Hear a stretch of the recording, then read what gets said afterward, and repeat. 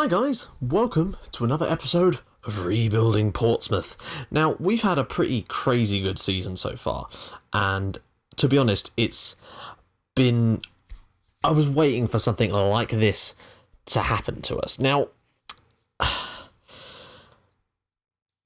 there's some very, we had 5 games this month.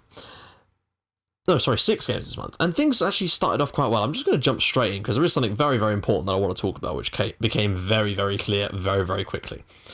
Starting from around about here.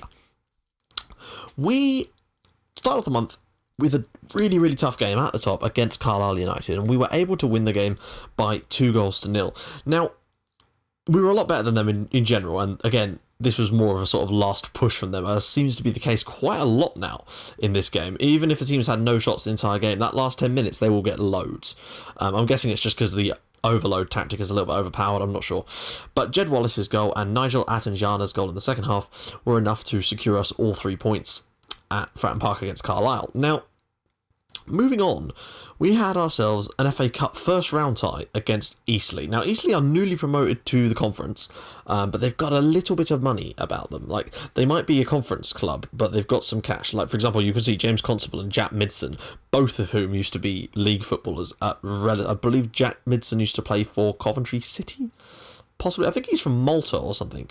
No, he's English. What am I talking about? I think he used to play for Coventry City. Nope, I'm a moron. He's never actually played at a particularly high level, but the point is he is a former league footballer, and I'm fairly certain that James Constable also has played for league sides before, Oxford as well, in fact. Had a little bit of time at Walsall, but mostly League Two. So the point is they do have some pedigree in their team, and I decided to rest a few players, and because players were getting on my nerves, the usual kind of... I had a player whose squad status is set to backup, complaining that they weren't getting enough first-team football and that they were going to leave if I didn't start them. You're a backup. Why is it everyone wants first-team football? Obviously, everyone wants first-team football, but I'm getting a little bit sick of this crap now. Like, every single time I press continue, it's another player that wants to play every damn game. And everyone in the team apparently feels they need to do it. What's the point of having squad statuses if every single one of them is going to complain about not getting first team football and threaten to leave and unstable the squad every time you say no to them, basically? Or the only option you've got is to either let them go or say no and the rest of the team get pissed at you. It's very, very irritating. Unfortunately, coming back to the game, our changed team was not enough on the night. Since this is not going to have a live comment, I'm going to do since we can apparently do highlights in the Portsmouth save now, I don't know quite why, but we can. So I'm going to show you the highlights, probably not of this game. I might be doing a slightly larger game further on, as you'll see. Basically, we took the lead very early on through Ricky Holmes, who's back from injury and was complaining about not getting first team football, and that's fair enough because he is listed as a important first team player, so it's no surprise. And he's been injured, so he hasn't been getting games. But he's back and he scored for us. But then James Constable equalised for them, and Jack Midson put them in front. Tom Naylor's own goal then pretty much wrapped up the win. However, Holmes did get one back late on from us. And Connor Chaplin, who I'm got it on good authority, is another one of the sort of wonder kids at Pompey, along with Watmer and obviously Jed Wallace. But goalkeeping is broken. Like, that is all I can say about this. Apart from the Tom Naylor own goal, both of these were goalkeeping errors. And I don't mean like little stupid things. I mean like a long cross being put in and the keeper just batting it straight into the path of the forward to put into an empty net. Like, Paul Jones is not that bad of a keeper. Like, he's not awful. Also, what happened in this game was horrific because we played Michael Polk in goal just to give him some game time. And Dan Butler was injured very, very early on in the game when we were at 1-1. Then, so we brought on Leo Chambers, moved some stuff around. Leo Chambers was then injured before half-time, and literally, I had to bring on my goalkeeper as a right-back, because he was the best, like, equipped, like, in terms of stats-wise and stuff, he was best equipped to play the right-back role. That's how many injuries we have now. It is absurd. So, yeah, we ended up playing our substitute goalkeeper, who was actually our first-choice goalkeeper, as a right-back for most of this game. for the second half, and that probably is what cost us in the end, but what the hell can you do? Bringing on Miles Story wasn't enough, and obviously now Chambers and Butler are out, and obviously that means they're out for ages because this is Football Manager 2015, and that is what happens on this game. Next up, we had Bristol City in the Johnson's Paint Trophy, and I massively rested players for this. Now, the board were pissed because we got knocked out of the FA Cup as well by a lower division side, especially since we were supposed to reach the third round as part of our objectives this year, but you can't really legislate for crap like that. We did again rest players for the game against Bristol City, and we're a little bit unlucky. I say a little bit unlucky. We weren't unlucky in any way. Look, they battered us. They were a higher division side, and we were lucky to get in front through Connor Chaplin, who is making the most of some game time. So it's nice to see that he actually really can do a good job for us. He's a sort of, well, let's have a look at his attributes. He could be our attribute. So they're declining for some reason, despite the fact he's 17 years old. I don't really know why that is, but considering he's actually now getting some game time, he can play off. Basically, he plays off the striker. He's a sort of attacking midfielder. He'll play the sort of area where mostly Attenjana plays. He's sort of going to be his understudy. But when Attenjana's not fit, people like Connor Chaplin will play in that position. And eventually, Bristol City just ground us out, and Derek Williams' late goal was enough to win them the game. Of course, the first goal they scored was again a result of goalkeeping error. But the game I really want to show. Right, I'm tempted to either show you the Plymouth or the Morecambe game. Now, the Plymouth game was, again, away from... This is our first game in the league. Bear in mind, these were both cup games, and we're both out of them, which actually gives us a lot of free time now for the rest of the season, in a way. So maybe we can concentrate on getting promoted. Away at Plymouth, there wasn't a lot we could do about this game, really. We went behind early on through Ruben Reid, and actually I believe we levelled not long after that through Peter Hartley's own goal. Then Ben Chorley was sent off before half time.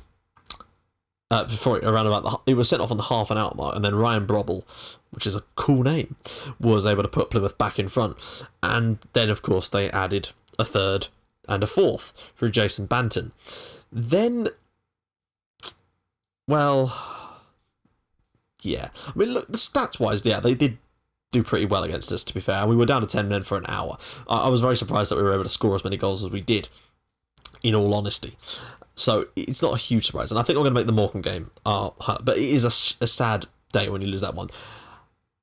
You might think, well, surely losing 5-3 is worse than the 4-3 here. No, trust me, this one is worse, and you'll see why in a sec. We were better than them. 20 shots, 9 on target, 61% possession. You'll see about the clear-cut chances in a second. They were rubbish, and they scored 4 goals. And, well, I'm going to see you guys in the highlights, because this game infuriated me, and it sort of sums up a lot of the issues that are present in Football Manager 15 at the moment. So I'll see you guys in the highlights. So, basically, the game got off to a very, very quick start when this happened, basically.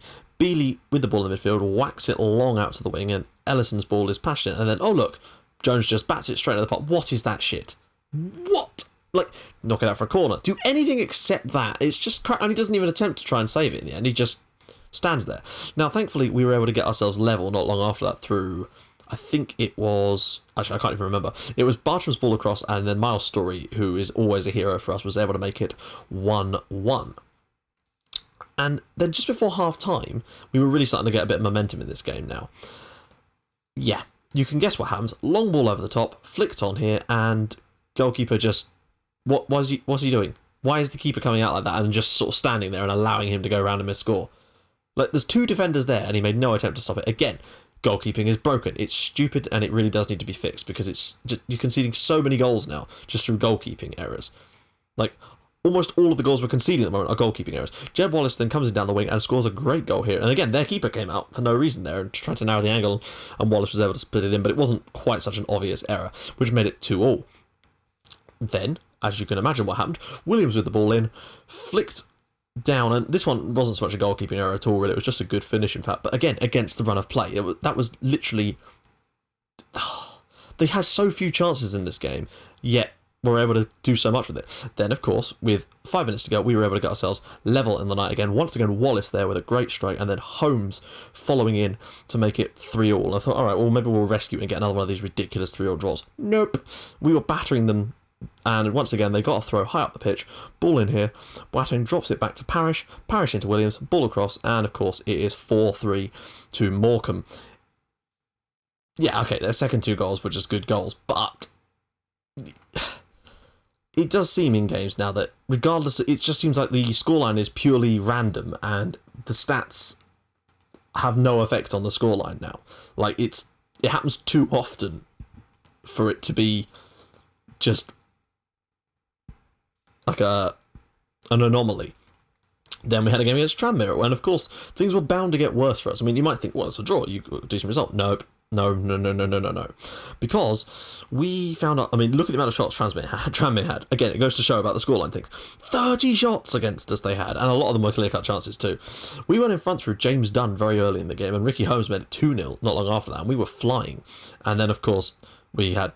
Well, actually, they got one back through Max Power. And bear in mind, his goal was a long-range effort. And I mean long-range, like practically in the centre circle, which just looped over our goalkeeper's head, despite the fact he's standing on the goal line. So yet more goalkeeping bullshit.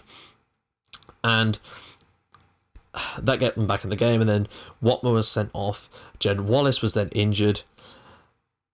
And then Zach Clough pounced on a defensive error, would you believe? This time not a goalkeeper error. There's nothing a goalkeeper could do about it. I mean, yeah, Tranmere deserved to win the game. But again, it's just... irritating. And that sums up the games that we had this month. So we didn't actually manage to pick... Oh, we did. We picked up a win in the Carlisle game. All this leaves the league looking a little bit more cagey at the top. We're actually still 9 points clear of 4th place, which is all I really care about. Although I would kind of like to win the league, but we're only 4 points from Southend now. So we do need to pick up some points in December. We've got 3 games in December, one of which will be the live com, which you will see tomorrow. Now, let's take a look at the stats for this month.